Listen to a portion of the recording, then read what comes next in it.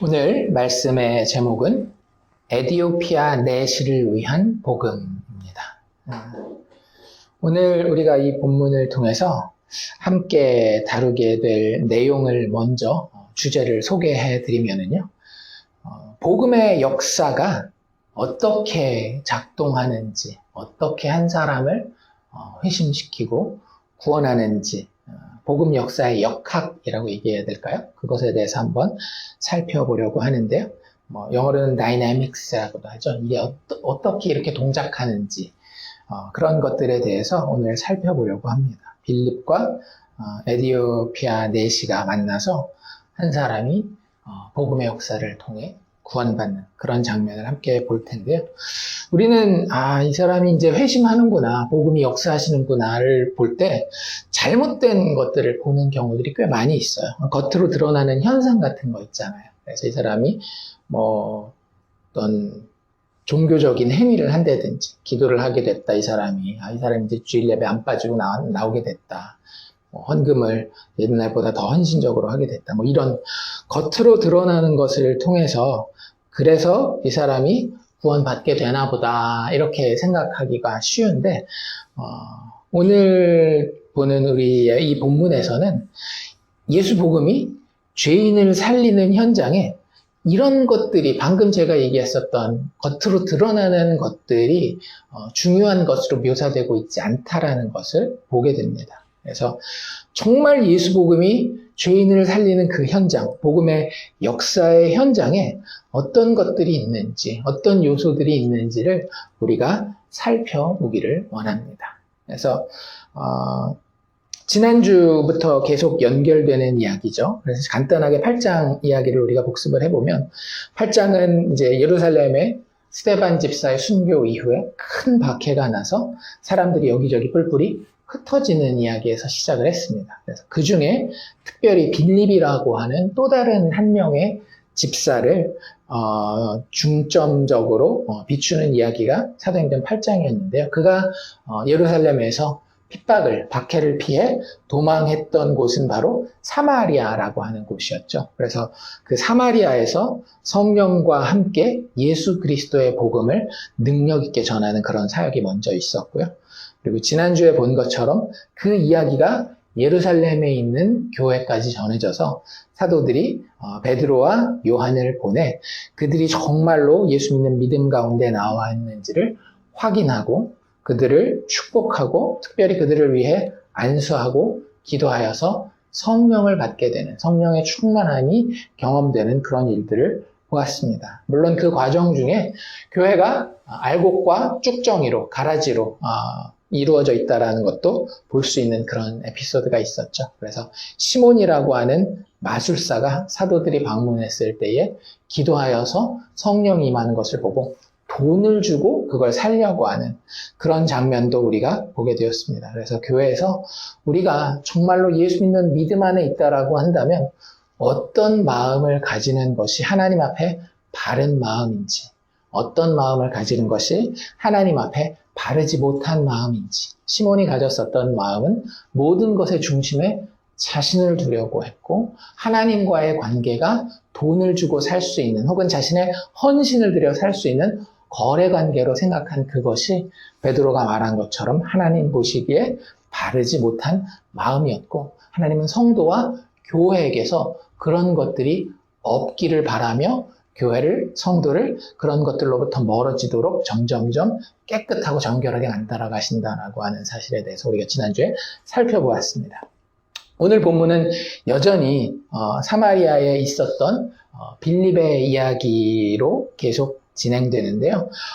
사마리아를 이제 떠나게 되는 것 같습니다. 그래서 빌립이 26절에 보면 이렇게 기록이 되는데요. 주의 사자가 빌립에게 말하여 이르되 일어나서 남쪽으로 향하여 예루살렘에서 가사로 내려가는 길까지 가라 하니 그 길은 광야라. 이렇게 기록이 되어 있습니다. 그래서 빌립이 이 주의 사자라는 표현을 쓰고 있는데요.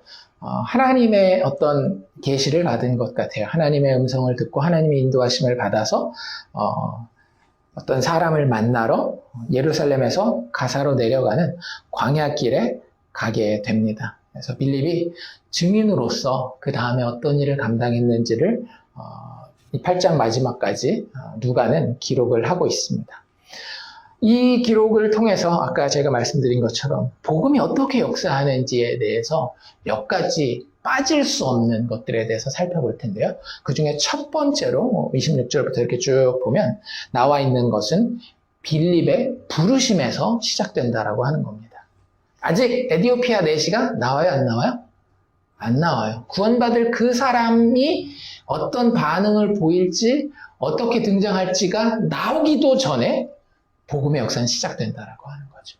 하나님께서 자신의 복음을, 예수 그리스도의 말씀을 전하기 위해서 먼저 그 사람을 하나님 앞에 복음에 접촉될 수 있도록 어떤 한 증인을 부르신다라고 하는 겁니다. 그게 제일 먼저 일어나는 일이에요. 하나님이 직접 보내시는 부르심이죠. 그래서 우리가 26절에도 봤던 것처럼 빌립이 의도하여서 내가 어디 가면 믿지 않는 사람에게 복음을 전할까 이렇게 계획하고 간 게 아니에요. 누가 그랬대요? 주의 사자가 빌립에게 말하였다라고 이야기하고 있습니다. 그래서 우리가 여기서 깨달아야 되는 것은 복음이 역사할 때에 우리는 많은 경우에 우리가 잘 계획하고 노력해서 이 복음을 전파하고 사람들을 구원하리라고 무의식 중에로라도 생각하기가 쉬운데 그렇지 않다라고 하는 거예요. 복음의 역사의 시작은 인간의 의지와 계획이 아니고 하나님의 주도적이고 주권적인 행하심에 있다라고 하는 겁니다. 하나님이 길을 지시하는 거예요. 우리는 어쩌면 굉장히 수동적으로 그리고 형광등 켜지는 것처럼 한 걸음 늦게 수동적으로 그 인도하심을 따라갈 때에 하나님이 복음으로 이렇게 역사하시는구나를 보게 되는 거죠. 제가 국무국으로 있었을 때 이야기를 가끔 드리잖아요. 정말로 내가 가서 정말 이 사람들에게 복음을 전해서 그 사람들에게 삶을 변화시킬 수 있는 예수 복음을 전하리라라는 생각보다는 그저 하나님이 보내셨고 하나님이 만나게 하셨을 때에 그들에게 예수를 이야기하니 그들이 정말로 하나님이 준비한 하나님이 구원할 사람이었구나를 나중에 알게 되었던 것처럼 성경에 지금 이야기하고 있는 이 빌립의 에디오피아 내시 전도하는 이야기도 똑같은 패턴으로 사실은 이어지고 이야기가 진행되고 있다라고 하는 사실을 볼 수 있습니다. 그래서 아까 우리가 본 것처럼 26절에 나와 있는 주의 사자라고 하는 표현이 여러 가지 해석을 할 수 있어요. 근데 가장 매끄러운 해석은 뭐냐면 이 주의 사자는 천사를 이야기할 수도 있지만 사실은 뒤에 문맥까지 보면 하나님 본인이신 거예요. 성령 하나님을 주의 사자로 표현하고 있다고 보는 것이 조금 더 매끄러운 해석이지 않을까라는 생각이 듭니다. 그래서 주의 사자라는 표현이 여기 한 번 나오고요. 그 뒤에 이 같은 대상을 가리키는 표현을 다른 표현으로 2번 더하고 있는데요. 중간에 이렇게 쭉 보면 29절에 가면 주의 사자라는 표현 대신 빌립에게 누가 이르렀다 말했다라고 나와 있어요. 29절에 성령이라는 표현을 쓰고 있죠.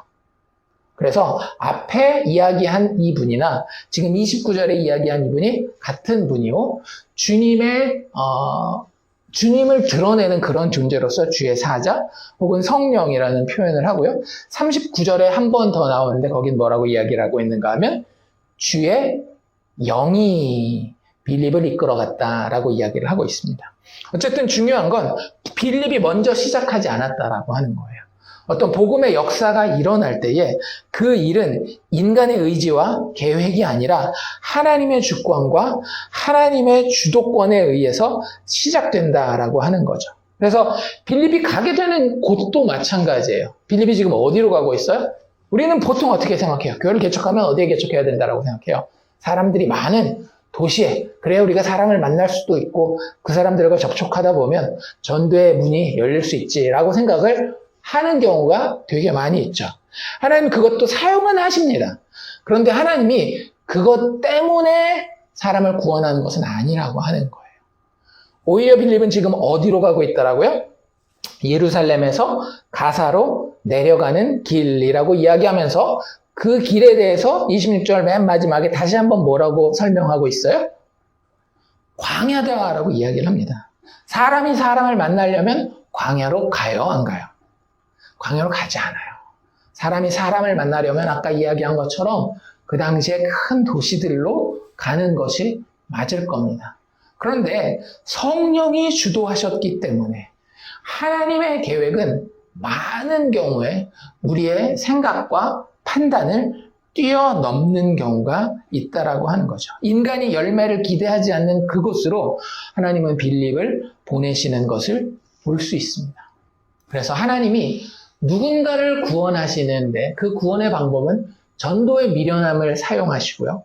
그 전도의 미련함 가운데에 쓰임받을 증인을 하나님이 부르십니다. 오늘 이야기에서는 빌립 집사였는데요.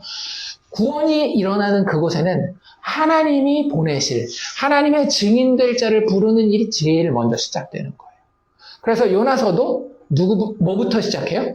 요나의 부르심부터 시작되잖아요. 심지어는 복음서들도 다 뭐부터 시작해요?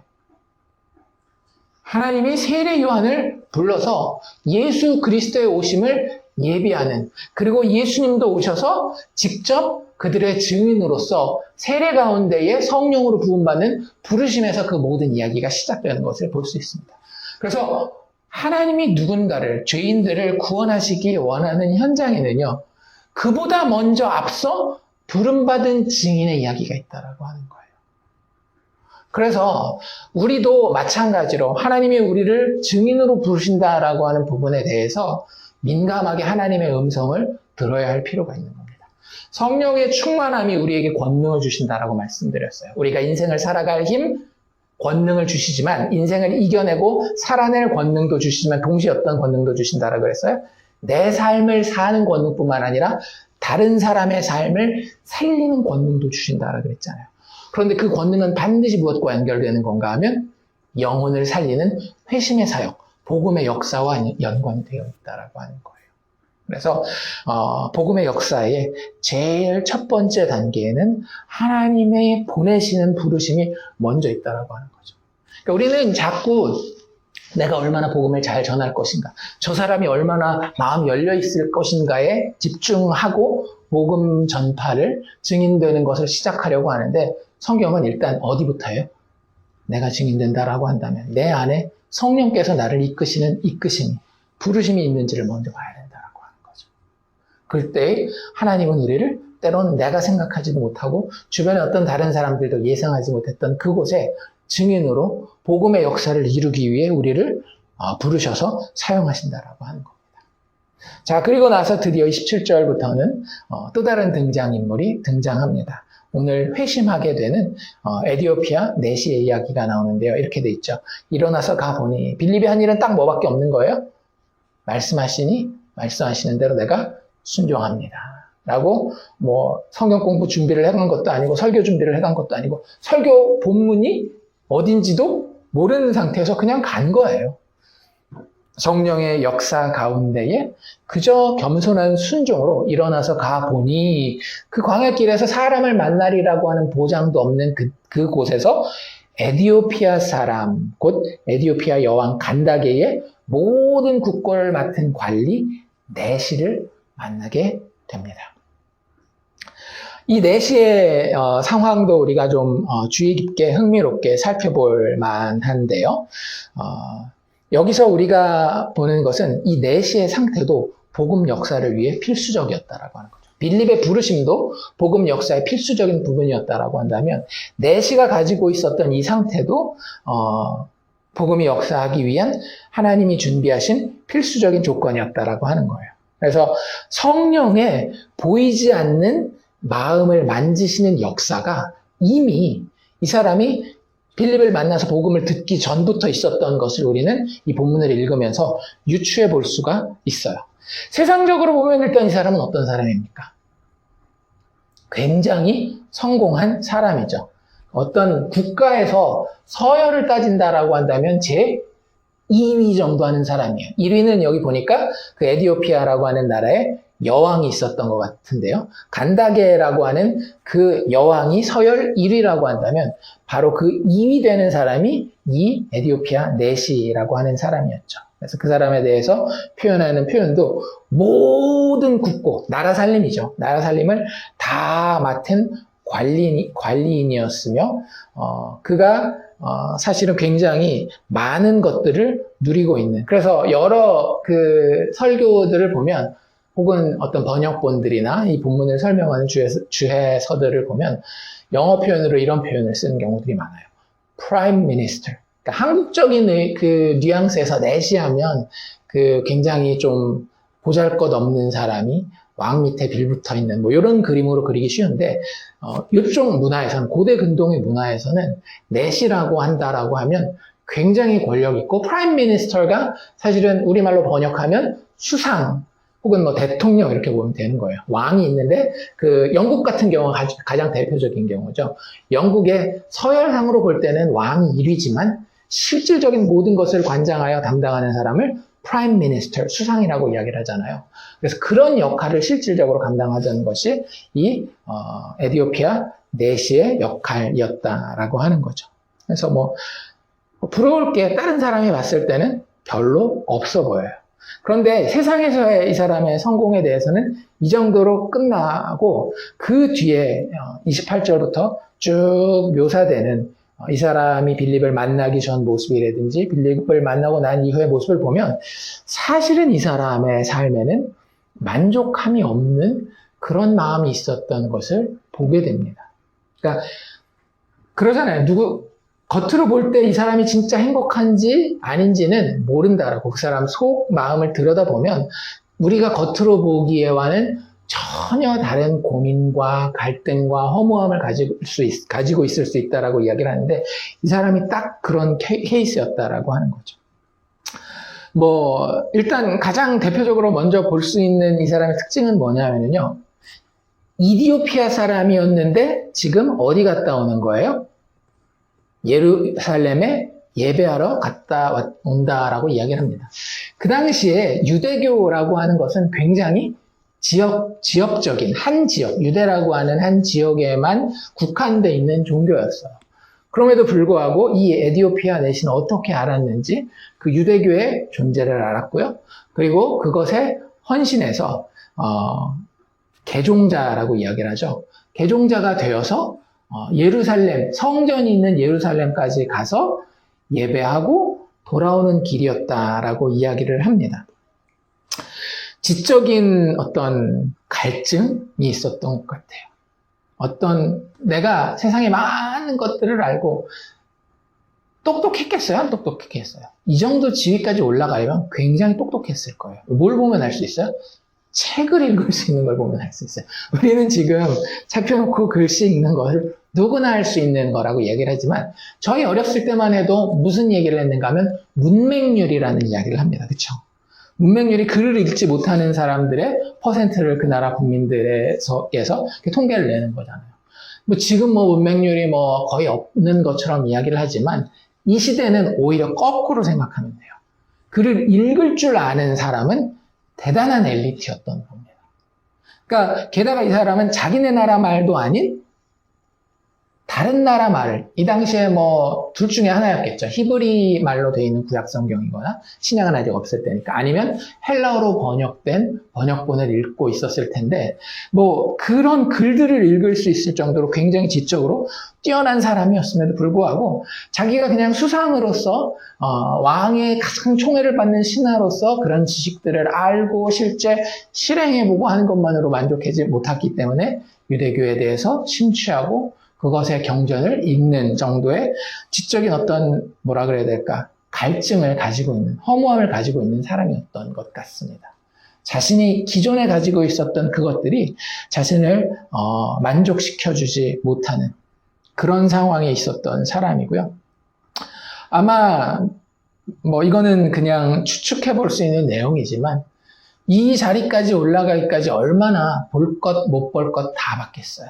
그러면서 세상에서 이렇게 올라와서 높은 곳에 있는 사람들이 사실은 별거 아니구나. 저 사람들이 저지르고 있는 비리, 저 사람들이 행하고 있는 도덕적이지 못한 저런 삶의 방탕함, 이런 것들을 보면서 도덕적인 갈증도 분명히 있었을 겁니다. 내가 이 위치에 나도 저 사람들과 같이 악한 일들을 행하고 방탕한 삶을 살면서 올라오는 것이 과연 맞는 것인가, 이런 것들에 대한 갈증이 있었기에, 만약 그것에 만족하고 있었다라면 유대교라고 하는 하나님을 예배하는 이런 것들에 대해 관심이 없겠지만, 이 사람은 아마 자신이 누리고 있는 그 상황 가운데에서 지적인 만족감도 도덕적인 만족감도 없었던 것 같아요. 더 중요한 것은 뭐겠어요? 종교적인, 영적인 목마름이 아주 크게 있었던 사람인 것 같습니다. 넷이라고 하는 그 지위 자체가, 그 단어가 알려주는 것처럼 이 사람에겐 일단 뭐가 없겠어요? 자식이 없겠죠. 넷이가 가족을 이루는 경우들도 역사들을 보면 가끔씩은 있었다라고 해요. 하지만 엄격한 의미에서 그 자리를 지키는 사람은 진짜 인생에 딱 누구밖에 없는 거예요? 자기 하나밖에 없는 거예요.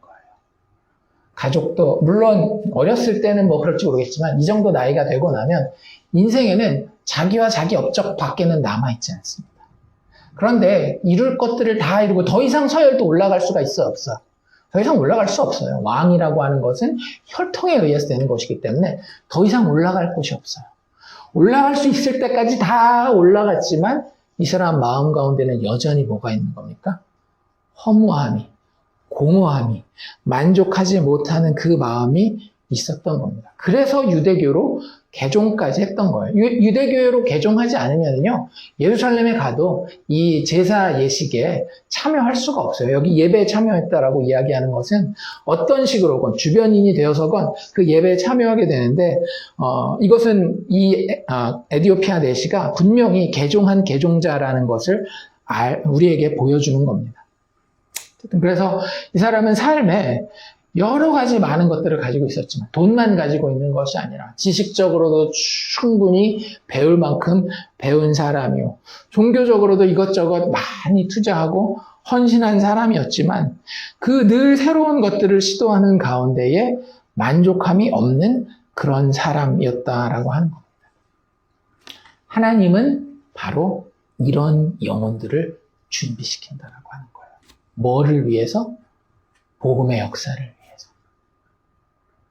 성령의 역사하시며 이미 여기에 있었던 겁니다. 우리가 예전에 제 설교 시리즈 중에 그 구원의 서정, 구원의 여정이라고 해가지고 저희 교단에서 이야기하는 소중회, 신칭수, 성견영을 이야기하는 데에 물론 소명부터 부르심부터 시작해서 나중에 영화의 단계에 이르기까지 이것이 어떤 것들은 동시다발적으로 일어나는 것들도 있고, 단지 이걸 설명해 놓은 것은 논리적인 순서이다라는 그런 설명을 드린 적이 있는데요. 여기서도 보면 이 사람이 아직 회심받지 않았지만 하나님이 택한 구원받을 사람이었구나를 알게 해주는 이런 힌트들이 방금 우리가 봤던 이 사람이 가지고 있는 마음의 태도에서 볼 수 있다라고 하는 겁니다. 성령의 역사하시면요, 이 사람이 이제 내가 예수를 구원자로 고백합니다라고 하는 고백보다도 더 앞서 존재한다라고 하는 거예요. 그래서 하나님은 무엇과 무엇이 만나게 하셔요? 증인되는 부르심과 죄인임을 인식하는 이 마음을 만나게 하신다라는 거예요. 어디에서? 인간이 생각지도 못한 광야의 자리에서. 참 신기하죠.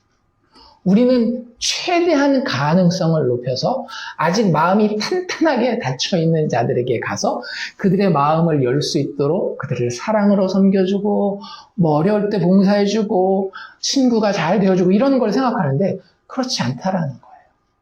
하나님이 사도행전에서 실질적으로 복음의 역사를 우리의 눈 가운데에 구원으로 영화롭게 영광스럽게 보여주시는 모든 장면에는 증인으로 부르시는 부르심이 있고요.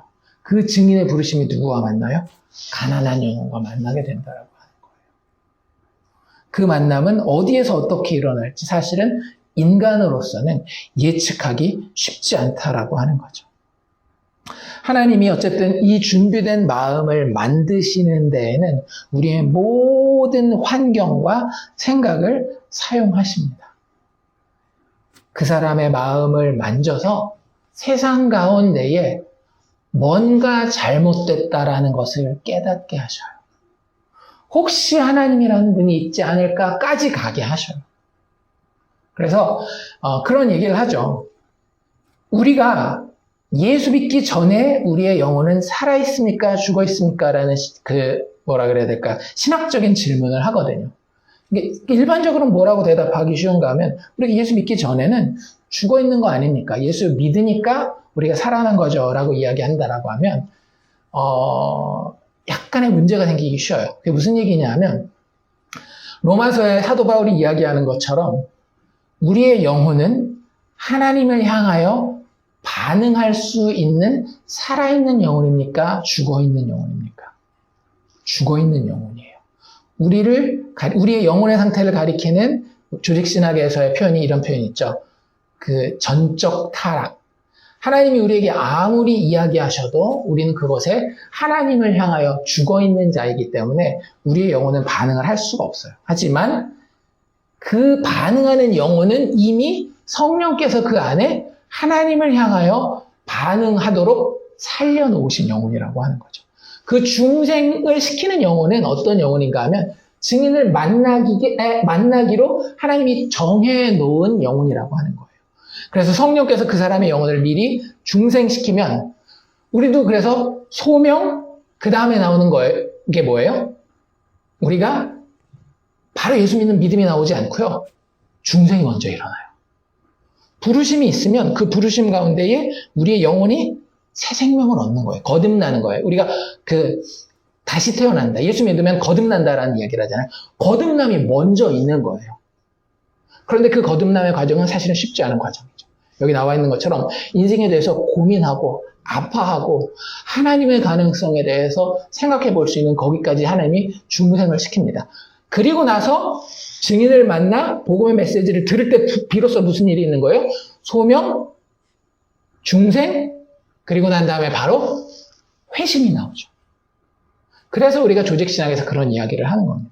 그러니까 우리가 그걸 사실은 이게 성경적인 논리야 라고 배우고 알고 있음에도 불구하고 현장에 나가서 복음을 전할 때는 내가 어떻게 복음을 전하느냐에 따라서 이 사람이 변할까 안 변할까 이걸 자꾸 고민한다는 거예요.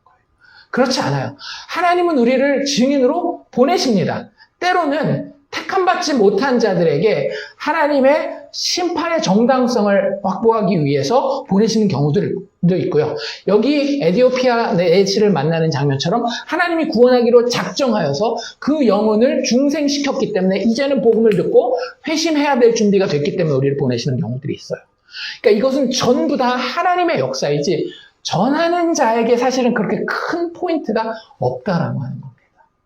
그래서 내시의 상태, 성령이 보이지 않는 곳에서 이미 그 사람의 마음을 만져서 중생케 하시는 역사가 있다라고 하는 것이 복음 역사의 현장에는 늘 드러나 있어요. 그래서 간증을 가면은요, 그 간증이 항상 맞는 건 아니겠지만 우리가 자주 듣는 패턴 같은 게 뭐냐면요, 내가 누구한테 전도받기 전에 꼭 그 앞에 무슨 에피소드가 있어요. 가족에 문제가 있었다라든지, 아니면 갑자기 내가 인생을 그냥 아무 문제 없이 잘 살아갔는데, 허무한 마음이 어느 날 갑자기 들었다든지, 건강이 상한다든지, 여러 가지 그런 이야기들을 간증해서 우리가 듣게 되는 이유가 뭐냐면, 하나님께서 복음을 듣기도 전에 하나님의 택자들에게는 성령으로 가셔서 미리 그 마음을 만지고 있는 역사가 있었기 때문에 그런 거예요. 그래서 아까 얘기 드린 것처럼 우리의 모든 환경과 생각을 사용하셔서 그 복음을 받을 중생의 상태를 만들어 놓는 것이 복음 역사의 현장에는 항상 있었다라고 하는 겁니다. 증인의 부르심이 있고요. 그 증인을 만나게 될, 회심하게 될 그 사람의 마음의 준비가 항상 복음의 역사에는 있다라고 하는 겁니다. 그리고 나서 마지막에 가장 큰 중요한 건 뭐냐 하면 일반 은총만으로는요, 사람이 절대 구원받을 수 있다 없다? 없어요. 반드시 그곳에 무엇이 떨어져야 돼요? 예수 그리스도의 복음이 떨어져야 된다라고 하는 겁니다. 말 그대로 복음의 역사잖아요. 복음의 역사에 증인만 있고 그것을 받아들일 회심자의 마음만 준비된다라고 그곳에서 열매가 맺혀지지는 않아요. 그곳에 결국에 씨가 뿌려져서 열매 맺는 것은 예수 그리스도 복음이 증거되어야 합니다. 예수께서 하나님이 약속하신 대로 죽으시고 다시 살아나셔서 죄인을 살리신다라고 하는 그 복음의 내용이 선포될 때에 비로소 복음의 역사는 일어나게 되는 거예요. 그래서 우리는 무엇을 조심해야 되는가 하면 우리가 일반 은총의 영역에서도 얼마든지 우리의 주변에 있는 사람들을 섬길 수 있어요. 그래서 교회는 역사적으로 고아원도 만들어 왔고 병원도 만들어 왔고 학교도 만들어 왔죠. 하지만 그것만 가지고 영혼이 변화받지 못해요. 건강으로 어려움을 받는 영혼이 교회 다니는 사람의 의술에 의해서 도움을 받았다라고, 그러니까 내가 예수 믿고 구원받아야 되겠다라고 이야기하지 않아요. 절대 그렇게 고백할 수 없습니다. 반드시 그 자리에는 뭐가 있어야 되는 거예요? 예수께서 약속대로 죄인을 위해 오셨고 죽으시고 다시 살아나셨습니다. 그리고 성령 안에서 그분을 믿는 믿음이 우리를 살려주십니다 라고 하는 복음의 선포가 있다라고 하는 거죠. 일반 은총에는 한계가 있는 것입니다. 예수 안에 드러난 은혜의 하나님을 간접적으로는 보여주지만 직접적으로 보여주지 못하기 때문에 하나님은 늘 하나님의 말씀이신 혹은 말씀 되신 예수가 증거되도록 복음 역사의 현장에서 일을 이끌고 가시는 모습을 볼 수 있어요. 오늘도 그걸 볼 수 있죠. 길게 돌아왔는데 이 수레에서 선지자 이사야 글을 읽고 있었다라고 하는 거예요. 일단 접촉점이 뭔 거예요? 하나님의 말씀인 거죠. 성경인 거죠. 그래서 성령이 빌립더러 이르되 29절인데요. 수레로 가까이 나아가라 라고 이야기를 합니다. 그리고 빌립이 달려가서 선지자 이사야의 글 읽는 것을 듣고 이 사람이 성경 읽고 있네?를 그제서야 안 거예요. 그러니까 우리는 성령이 빌립에게 상당히 많은 것을 이야기했을 것으로 생각하지만 그렇지 않아요. 우리에게는 이미 모든 것이 다 주어졌어요. 오순절 성령 강림을 통해서 우리가 예수 믿는 믿음을 고백하고 일반적인 말씀과 기도와 예배 생활 가운데에 성령 충만한 가운데에 하나님은 우리가 예수 그리스도 복음으로 구원받았으며 그 복음의 증인으로 이 세상 가운데에 우리의 인생 가운데 서 있다라는 것을 알려주고 난 이후에는 그렇게 많은 것들을 이야기해 주지 않습니다. 우리가 어디로 가야 할지 어떤 일을 해야 될지는 앞이 아무것도 안 보이는 상황 같은 경우가 많아요. 그러면서 하나하나 이끌고 가면서 우리가 원래 가지고 있는, 그렇지, 내 삶은 그냥 눈에 보이는 것만 가지고 잘 먹고 잘 사는 것이 목표가 아니지.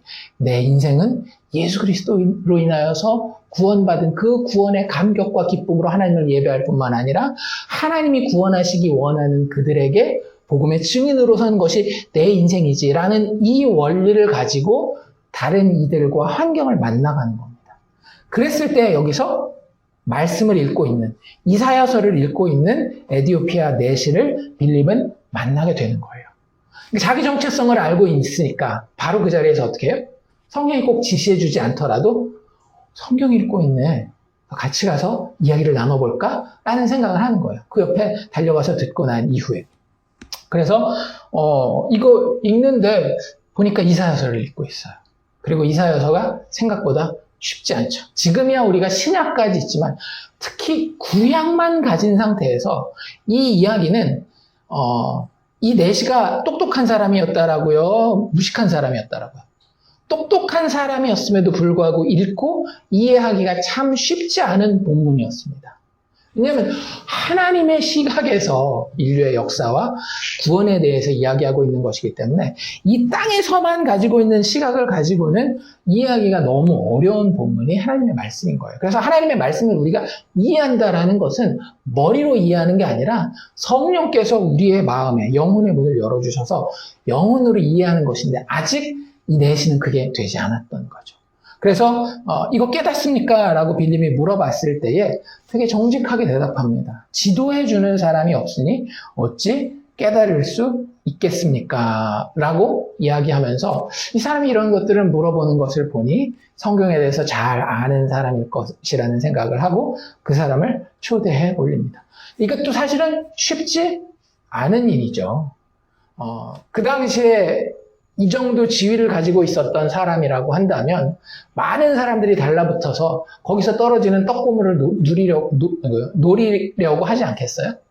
그러니 지금 여기서 이 사람이 나한테 와서 어떤 강도짓을 할지 어떤 사기를 칠지 알지 못하는 상황인데 하나님이 그 상황에서 이 사람의 마음을 만져서 복음을 증거할 증인을 자기 옆으로 가까이 초대하게 되는 그런 결정을 내리게 합니다.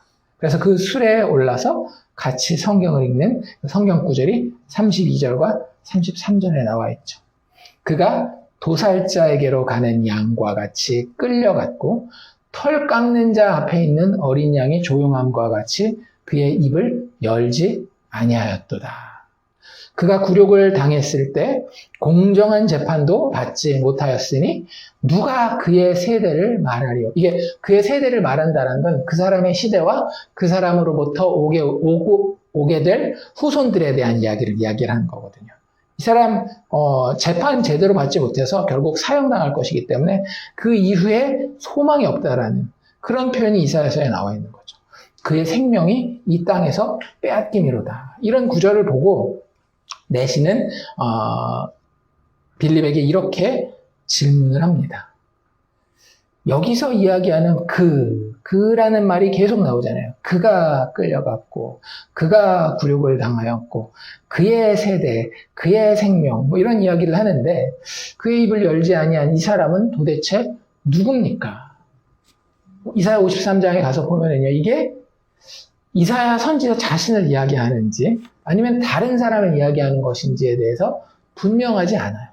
그리고 이 사람이 공부를 하긴 했지만, 그 당시 랍비들도 마찬가지고요.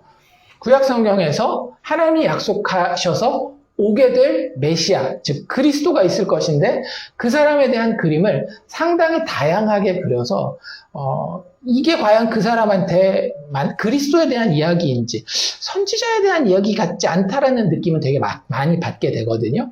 왜냐하면 그라는 표현은 자기가 자기 자신한테 잘 써요, 안 써요? 잘 안 쓰잖아요. 그러니까 이사야가 아닌 것 같긴 해. 그런데 보통 그라고 하면 이 사람도 이제 유대교에 대해서 많이 공부했을 텐데 하나님이 보내주실 영광스러운 승리의 왕 그리스도에 대한 이야기로 받아들여야 되나라고 생각하기에는 너무나 그의 모습이 처참하다라고 하는 거죠. 그래서 그런 모습을 보면서 이 사람이 누군지 되게 궁금했던 거예요. 그리고 빌립에게 이 사람이 선지자 자신입니까? 다른 사람입니까? 라고 이야기를 합니다. 아마 그 당시에 여러 예루살렘의 분위기를 생각했을 때에 이 내시는 예수님에 대해서 들어본 적이 있기는 할 것 같아요. 하지만 어떤 이야기를 들었겠어요? 그냥 시중에 떠돌아다니는 뜬소문 정도만 들었겠죠. 야, 또 이단 한 명이 나타나가지고 결국에는 저렇게 십자가에서 처형당하는 비참한 최후를 맞았더라. 이런 정도의 생각을 가지고 있지 그 예수와 여기 이사야 53장에 나오는 그라고 하는 하나님의 어린 양과 도저히 매치시킬 수가 없었던 겁니다. 그런데 중요한 건 그 모든 이사야서를 읽는 가운데, 그러니까 이사야서 53장만 읽었겠어요? 그러진 않았겠죠. 쭉 앞에부터 읽어서 아마 뒤에까지 다 보고 특별히 이 부분으로 다시 돌아오기가 쉬웠을 거예요. 그런데 그 가운데에 하나님이 이 사람이 53장에 집중하도록 그 사람의 시선을, 영혼의 시선을 고정시켜 놓으신 거죠. 재미있는 그 구절들이 이사야서 이 53장 근처에 많이 있거든요. 우리 한번 오늘은 좀 찾아봅시다. 이사야서를 이렇게 넘어가서 사도행전을 이렇게 잠깐 준비해 놓고 53장 근처에 56장으로 살짝 넘어가면 굉장히 재미있는 표현이 나와 있어요. 이사야서 56장 3절부터 한번 볼 텐데요. 하나님이 이스라엘 백성을, 유다 족속을 심판하시는 것에 대해서 이사야에서 계속 이야기를 하지만 이 뒷부분으로 갈수록 회복에 대해 이야기를 합니다. 그런데 그 회복이 단순하게 이스라엘의 나라의 회복이 아닌 하나님이 작정하신 만민들을 구원하시는 그런 굉장히 스케일이 크고 영광스러운 모습으로 드러나요.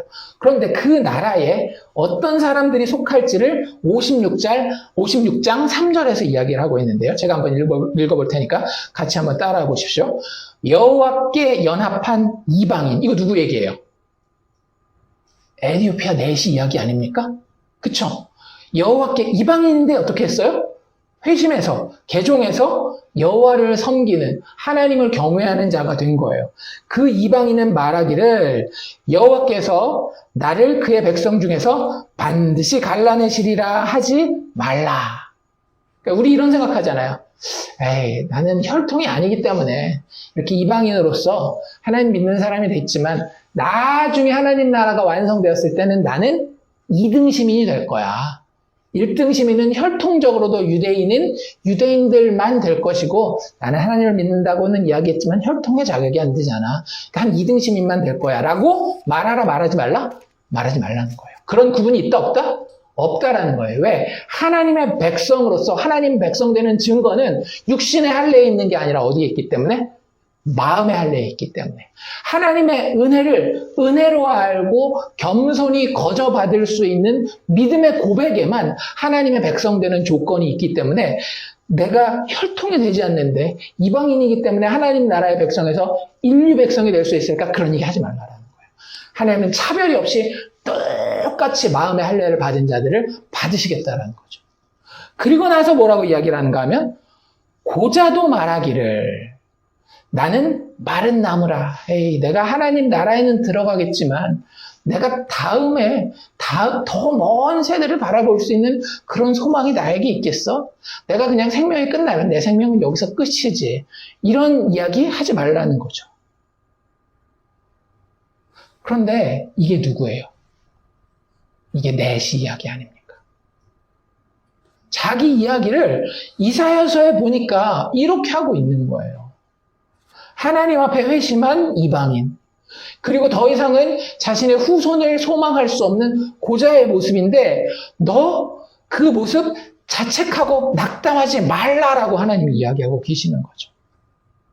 뒤에 나아가서 4절에도 계속 이렇게 이야기를 하는 거죠. 여호와께서 이와 같이 말씀하시기를 나의 안식일을 지키며 내가 기뻐하는 일을 선택하며 나의 언약을 굳게 잡은 고자들 너희들 내가 내 집에서 내 성 안에서 아들이나 딸보다도 나은 기념물을 이름을 그들에게 주어서 영원한 이름을 주어 끊어지지 않게 할 것이다 라고 이야기를 하는 거예요. 진짜 놀랍죠. 자기는 그냥 이 인생 살다가 이렇게 그냥 가면 되는 줄 알았어요. 내가 지금은 부족한 것이 없지만 장래에 소망이 있는 거예요, 없는 거예요? 없는 거예요. 사람은 뭘 가장 못 참는가 하면 단순하게 가난한 거, 단순하게 몸이 힘든 거를 못 참는 게 아니거든요. 사람은 앞으로 더 나아질 게 없을 때 그때 가장 힘든 거예요. 그러니까 이 사람은 진짜 참 안타깝게 되게 아이러니하죠. 경제적으로 더 이상 소유할 수 있을 그 소유를 늘릴 수 있는 여력이 없어요. 가장 큰 부자가 되다 보니까. 그리고 위로 올라가는 권세도 더 이상 올라갈 데가 없어요. 내일은 절대 오늘보다 나을 수 없는 겁니다. 그리고 자기 후손을 통해서 내 가문이 번성하는 이것도 볼 가능성이 하나도 남아있지 않은 마지막에 서 있는 사람인 겁니다. 인생의 진짜 끝에 서 있는 거예요. 다른 사람들이 볼 때는 선망의 대상일지 모르겠지만 진짜 우리가 우리의 심리와 영혼을 살펴볼 때는 더 이상 나아질 데가 없는 끝자락의 벼랑 끝에 서 있는 사람이었던 거예요. 하나님이 거기까지 이 사람을 몰아놓으신 겁니다. 그리고 거기서 누구를 만나게 하는 거예요. 예수 그리스도의 증인을 만나게 하시고 그리고 그 증인을 만나기까지 이 복음의 말씀, 이사야서의 말씀을 깊이 기억하고 묵상하게 하는 거죠. 그리고 그러한 말씀을 가지고 보는 중에 53장을 만나는 겁니다. 어느 정도 좀 이해가 되시죠? 그냥 아까 나와 있는 사도행전에 나와 있는 건 딱 53장 7절, 8절만 이야기하고 있는데 사실 그 뒤에는 더 큰 이야기가 이렇게 배경으로 깔려 있는 거예요. 도대체 하나님이 나 같은 자도 이렇게 회복시키신다라는데 그게 어떻게 가능하지? 이미 나의 육체적인 상황은 회복이 될 수가 없고 물질적인 상황도 더 이상 나아갈 곳이 없는데 이곳에서 어떻게 하나님이 돌파구를 만들어낼 수 있을 것인가에 대한 고민을 하는 가운데에 53장에 꽂히는 겁니다. 7절, 8절로 가기 전에 이런 이야기가 나와 있죠. 3절부터 보면 그는이라고 하면서 고난받는 종에 대한 이야기가 이렇게 쭉 연결이 되는데요. 멸시를 받아서 사람들에게 버림받았다. 그러니까 지금 이 고난받는 종의 이야기는 어느 정도 생각을 가진, 이 정도 교육을 받고 이 정도 똑똑한 사람이라면 이 지위에 올라갈 수 있을 정도로 생각이 있는 사람이라고 한다면 이 사람은 하나님이 보내실 어떤 분이다라는 것을 인식하고 이 본문을 지금 읽고 있는 거예요. 그냥 아무렇게나 그냥 성경 쫙 펴가지고 7절, 8절에 이런 이야기가 나와 있네? 이 사람은 선지자일까? 아니면 다른 사람일까? 이런 질문이 나오는 게 아니라 앞뒤에 배경이 다 있는 거예요. 하나님이 나 같은 이방인을, 나 같은 고자를 구원하시는 그 장면에서 도대체 구원하기 위해 보내신다라는 분이 어떤 분인지를 묘사하는 그 사람에 대한 묘사가 나오는데 이 53장에 굉장히 아이러니한 모습으로 나오는 거죠. 나를 구원하려면 힘도 있어야 될 것 같고 그러려면 승리해야 될 것 같고 다른 사람들에게도 분명히 보이는 뭔가를 가지고 인정을 받아야 될 것 같은데 오히려 멸시를 받고 버림을 받고 간고를 많이 겪고 질고는 않은 사람이다라고 이야기를 합니다. 그리고 우리도 그를 귀히 여기지 않을 정도로 못 알아볼 그런 모습이라고 이야기를 하죠. 그리고 4절에 넘어가면 그는 실로 우리의 질고를 졌다라고 이야기해요. 그런데 그 사람이 받는 고난이 누구 때문이라고요? 우리 때문이라는 거죠. 질고를 지고 우리의 질고를 지고 우리의 슬픔을 당하였거늘 우리는 생각하기를 그는 징벌을 받아 하나님께 맞으며 고난을 당한다 하였노라. 5절에도 뭐라고 돼 있어요? 그가 찔림은 우리의 허물 때문이요 그가 상함은 우리의 죄악 때문이라. 그가 징계를 받음으로 우리는 평안을 누리고 그가 채찍에 맞음으로 우리는 나음을 받았도다. 6절에도 여호와께서는 우리 모두의 죄악을 그에게 담당시키셨도다 라고 이야기를 하는 거예요. 이게 이해가 되지 않는 거죠. 하나님께서 성령을 통해서 영혼의 눈을 열어주지 않으면 제사라고 하는 것은 그 당시에 항상 어떤 모습으로 비춰지겠어요? 인간이 재물을 가지고 하나님 앞에 나아가서 하나님을 만족시키시면 하나님이 내 삶에, 내 인생에, 내 마음의 모든 묶인 것들을 풀어줄 것이다 라는 생각을 가진 것이 제사였던 거예요. 그런데 여기 나오는 제사는 다르죠. 재물 자체가 누가 돼요? 하나님이 보내실 그 메시아가 그 고난받는 종이 재물 자체가 되는 거예요. 하나님과 동등시 되어지는 그분이 우리를 위해서 찔림을 받고 우리를 위해서 상함을 받고 우리가 받아야 되는 징계를 대신 받고 우리가 맞아야 되는 채찍을 대신 맞게 된다라고 하는 거죠. 우리의 모든 죄악을 그에게 담당시키시는 방법으로 우리의 모든 문제를 돌파하게 해주신다라고 하는 거예요. 그리고 그 이야기가 7절, 8절에도 이어지고 있습니다. 그가 곤욕을 당하여 괴로울 때에 그의 입을 열지 아니하였습니다. 입을 연다라는 것은 무슨 이야기일까요? 입을 연다라는 것은 거기서 자신의 마땅한 권리를 주장하는 거죠. 우리도 그렇잖아요. 억울한 일을 당하면 어때요? 가서 입을 열어서 따지잖아요. 싸우기까지 하잖아요. 손을 들어서 그 사람을 치기까지. 내가 할 수 있는 모든 것을 다 합니다. 뭘 지키기 위해서? 나의 당연한 권리를 지키기 위해서. 그런데 그걸 했대요, 안 했대요? 그걸 하지 않았다라는 거예요. 누구를 위해서? 우리를 위해서. 하나님의 제물로서 마치 도수장에 끌려가는 어린 양같이, 털 깎는 자 앞에서 잠잠한 양같이 자신의 마땅한 권리를 주장하지 아니하였도다. 왜요?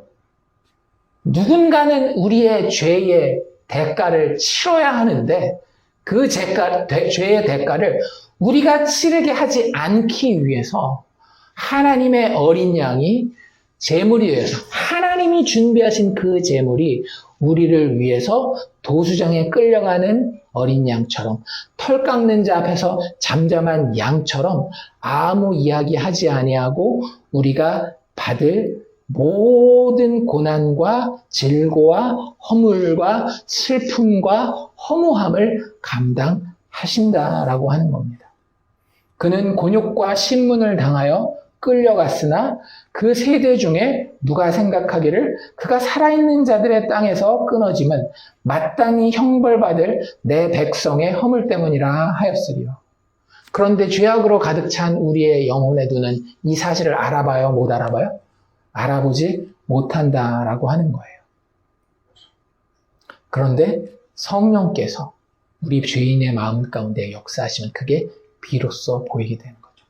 증인을 준비하셔서 그 증인이 예수 복음을 들고 준비된 영혼에게 만나질 때에 그때에 이 그리스도가 가장 아름답고 영광스럽고 즐거운 모습으로 우리에게 드러나게 되는 겁니다.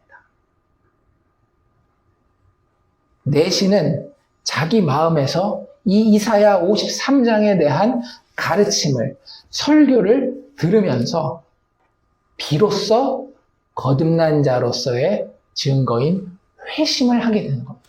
진짜 회심. 예수가 나를 위해 죽으셨고 예수가 나를 위해 사셨구나. 그것 때문에 고자된 나에게도, 이방인된 나에게도 차별이 없는 하나님의 은혜가 있구나. 내가 더 이상 자식을 가지지 못해서, 내가 더 이상 올라갈 곳이 없어서, 더 늘릴 재산의 여지가 없어서 낙담하고 허무하고 마음에 만족하지 못함 가운데 있는 그것이 사실은 이 안에서 전부 다 해결이 되었구나. 나를 얽매고 있는 이 사슬이 이 예수 안에서, 그분의 죽음과 그분의 부활 안에서 다 끊어졌구나라고 하는 것을 깨닫게 되는 겁니다. 그때 임하는 감동이 뭐예요? 기쁨이라는 단어로 표현이 됩니다. 죄인이 생각도 해보지 못한 예수를 통해 성취된 하나님의 은혜의 대속이 이 내시의 마음을 감사와 감격으로 휩싸게 되는 거죠. 그래서 가다가 물을 만났을 때에, 그러니까 이 사람이 아까도 이야기한 것처럼 진짜 초신자는 아니에요. 유대교회. 물 만났을 때에 뭐 받자라고 이야기를 해요? 세례받자. 세례받는, 당연히 세례받아야 되는 거 아니냐. 세례받으면 무슨 꺼림이 있겠느냐라는 게 당연히 세례받아야 되겠구나. 이런 이야기를 한 거거든요. 뭘 알고 있는 거예요? 요한의 세례를 알고 있었다는 거예요. 하나님 앞에 죄사함을 받는 그 세례가 있다는 것을 알고 나의 모든 이 어려움과 막막함과 답답함은 죄에서 근원된 것인데 그 죄를 위해 죽어주신 분이 있었구나. 내가 뜬 소문으로만 듣던 그 예수라고 하는 분이 이사야에 나와 있는 그대로 오셔서 하나님의 약속을 완성하셨구나라는 것을 깨닫고 나니 그 죄사함의 증표인 세례를 받기 원했던 거죠. 그리고 물로 내려가서 빌립에게 세례를 받게 됩니다. 그리고 주의 영이, 성령이 빌립을 이끌어서 다른 곳으로 보내게 돼요. 우리는 보통 어떻게 생각해요? 믿는 사람들끼리 신앙생활 열심히 하다가 헤어질 때 어때요? 굉장히 아쉽고 서운하고 슬프고 그런 마음 들기도 하잖아요. 근데 여기 이디오피아 내시는 어땠대요?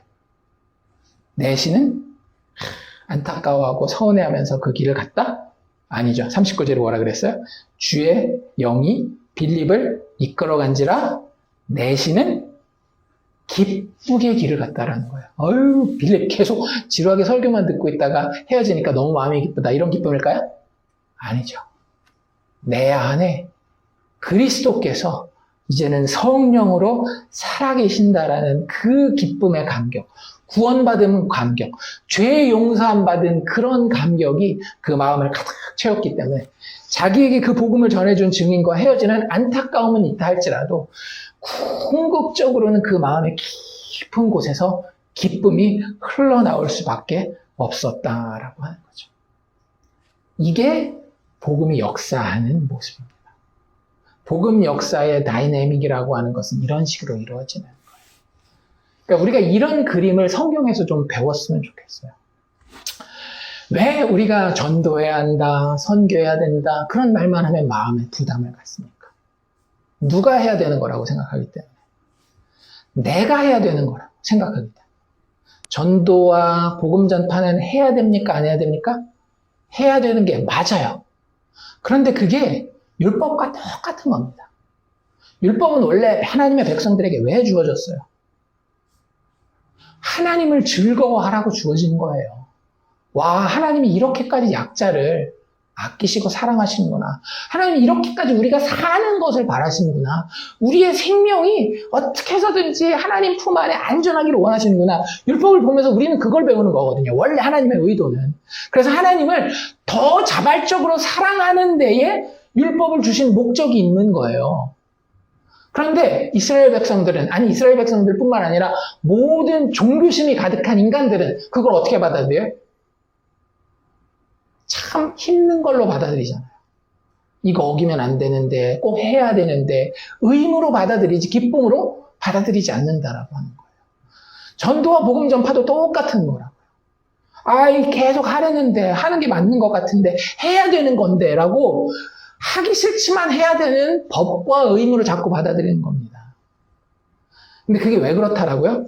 그림이 잘못됐기 때문에 그렇다라고요. 예수로 인하여서 구원받는 것은 좋은 겁니까? 힘든 겁니까? 좋은 거예요. 우리는 더 이상 이 세상을 살아가면서 우리의 노력으로 안절부절하는 그 자리에서 못 벗어나고 묶여있을 필요가 없어요. 우리의 삶에 그런 현장이 있죠. 왜 없겠어요? 공부를 하면서, 세상 일을 하면서, 아무도 뭐라 안 그러는데, 내가 공부를 잘해야 되는데, 내가 돈을 더 벌어야 되는데, 아무도 얘기 안 하는데, 우리 스스로 그런 죄의 속박에 아직도 묶여있는 경우들이 되게 많이 있잖아요. 그런데 그 모든 속박에서 예수께서 그 질고를 위해서 내가 모든 고통을 당하고 너를 위해 죽어줬다라고 이야기하시는 게 복음의 선포 아닙니까? 그것을 듣는 마음이 기쁘지 않으면 그건 그걸 잘못 들은 거 아니겠어요? 정말로 기적적으로 우리가 치러야 할 모든 죄의 대가를 예수님이 우리를 위해서 십자가에서 치러 주셨습니다. 그걸 믿으십니까? 그걸 믿는 믿음을 예수 믿는 믿음이라고 이야기를 하는 거예요. 그 믿음을 내가 가지고 있어요. 그리고 그 믿음을 하나님이 나를 통해서 사람들 가운데에 이야기하기를 원하신대요. 얼마나 영광스러운 자리예요. 내가 이거 안 하면 벌 받는데 큰일 나는데 의무인데 이렇게 받아들일 게 아니라 우리 사람들 어때요? 그 인터넷으로 요즘에는 예배 생중계를 많이 하니까 많은 사람들도 있겠지만 많은 사람들은 이게 카메라 지나가면서 사진 한번 딱 나와서 유튜브에 자기 얼굴만 나와도 되게 뿌듯하고 난 나왔다. 우리 방송국에 뭐 출연할 때마다 친척들한테 다 연락 돌리는 이유가 뭐예요? 나 나왔다. 나 좀 봐줘라. 이런 거 아닙니까?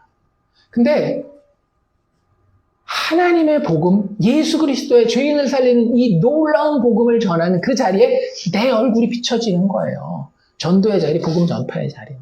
내가 자격도 없고 능력도 없는데 내가 받은 이 구원의 이야기, 예수 그리스도의 대속적인 죽음과 부활의 이야기에 대해서 내가 얼굴 비치고 발 하나 걸칠 수 있는 그런 영광스러운 자리라고 하는 거죠.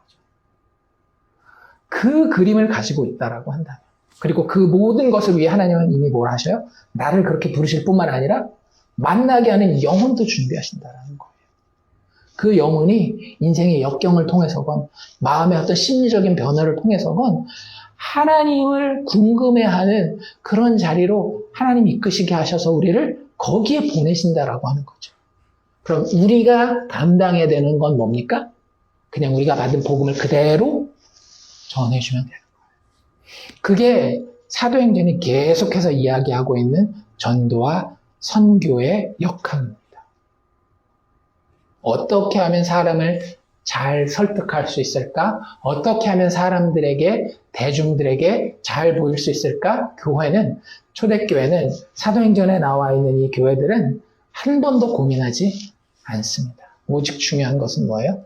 내 안에 성령께서 구원의 감격을 날마다 새롭게 하고 계신지, 나를 위해 도수장에 끌려가는 6월절 어린 양 같은 자신의 마땅한 권리를 내려놓고 그 입을 열지 아니하고 나를 사랑하신 그 구원자 예수를 감격할 수 있느냐가 우리에게는 가장 큰 관건이라고 하는 거죠.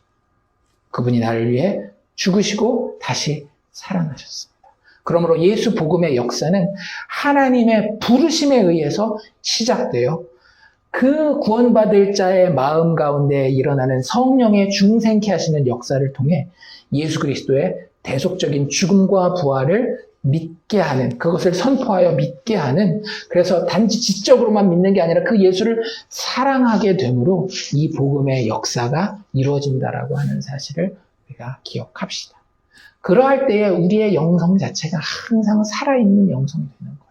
그러할 때 우리가 마땅히 증인으로 서야 되는 자리에 섰을 때에 진짜 순도 높은 증인이 될 수 있는 거예요. 말씀을 마무리합시다. 하나님의 예수를 통한 구원 역사는 우리 안에 이미 일어난 것입니다. 우리 스스로 점검해 봅시다. 우리 안에 일어난 예수 복음의 구원 역사가 다시 한번 살아있는 것으로 감격되고 있는지 점검해 볼 수 있기를 원하고요. 그리고 나를 아직 천국으로 데리고 가지 않고 이 땅에 두신 것은 하나님의 부르심이 있기 때문이에요. 그 부르심 가운데, 증인으로 세움받는 그 부르심 가운데에 우리는 반드시 성령의 중생케 하시는 영혼들을 만나게 될 것입니다. 그들에게 우리가 감당해야 될 사역은 예수 복음의 역사를 기억하고 여전히 역사하시는 그 구원의 역사를 그들에게 선포하고 나누는 것입니다. 나를 구원하신 그분이 여전히 그분의 구원의 역사를 확장해 나아가고 계심을 알고 그분의 구원을 기대하고 또 감격할 수 있기를 주의 이름으로 축원합니다.